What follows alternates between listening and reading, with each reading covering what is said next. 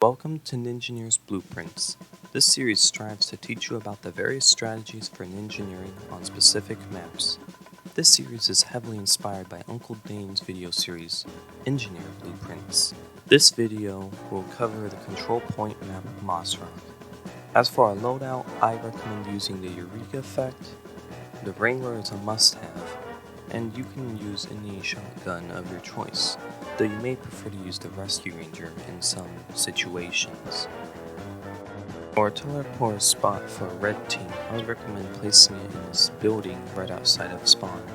You could place it right outside this gate right here, however it's more susceptible to fire, so I would stick with the building. On blue team, once the first point has been captured, I would recommend placing your teleporter right outside the spawn door. This way, it's very accessible to your team. You can place it anywhere along the door, but I would recommend sticking to that corner, as it leaves it less susceptible to fire. As for a teleporter spot on blue, if the first point has not been captured, I would just place it outside of spawn, as it's the most accessible spot, and honestly the only spot that you can really place it at. However, placing it right in the middle will leave it very susceptible to enemy fire, so I would recommend placing it to the side a bit, or placing it right by this rock over here, where an enemy will be less likely to notice it. Rooftop access is very important in engineering on Mossrock. You can place a sentry right here, and then perform a sentry jump to get onto that section of roof right here. You can then build a dispenser and or teleporter.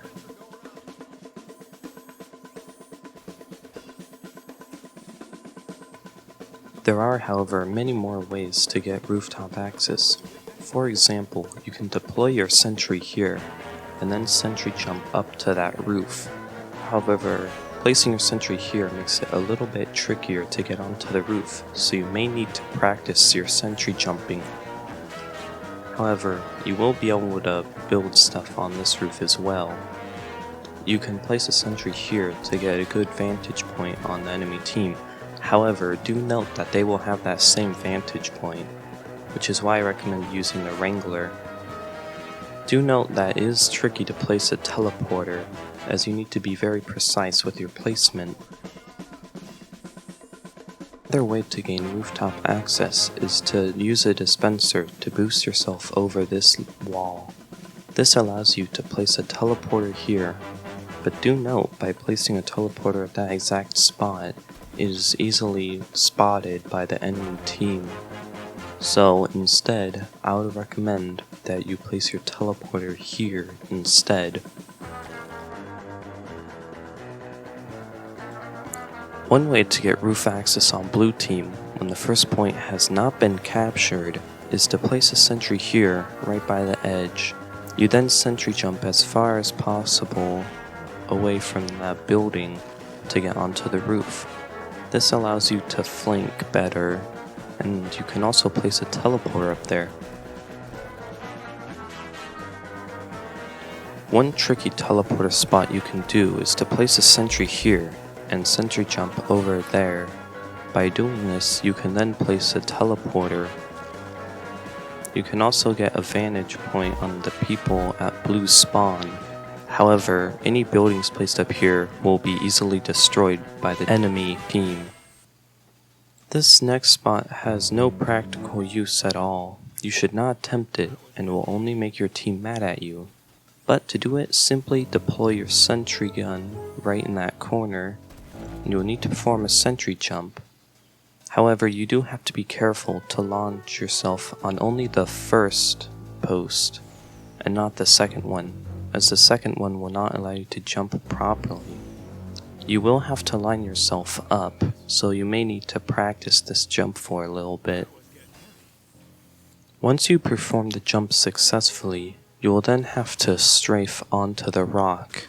You can then place a teleporter and dispenser here. This will do nothing for your team, and you are a bad engineer if you do this. However, it is very fun.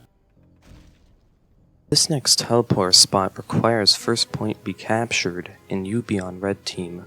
Simply place your teleporter right by their spawn, as this will be in their back lines by now. Your team will enjoy this spot as it gives them a nice flanking point. However, do be aware that a team will eventually check it out, so you may need to build a sentry to defend it. This next spot is only able to be utilized by blue team. Simply navigate under their spawn and duck under this little spot by the train tracks. The only building you can place here is a teleporter. However, that's all you will need, as you can easily flank right by their spawn. Do be aware that it's very visible, and you should only upgrade your building to level 2 to ensure that it's not too noticeable with the amount of people that come through. This next spot is utilizable by both red and blue team. Simply place your teleporter exit on top of this crate. The reason this spot works so well is that not many people bother to look there. This will give you a good area to come into. If you're on blue team, you can get right into their back lines, and if you're on red team and the first point is captured, you can easily flank behind them. Another spot you can place your teleporter at if you're on red team and the first point has been capped is right here. This is right by their spawn, so do be careful. However, your team will have a much quicker trip.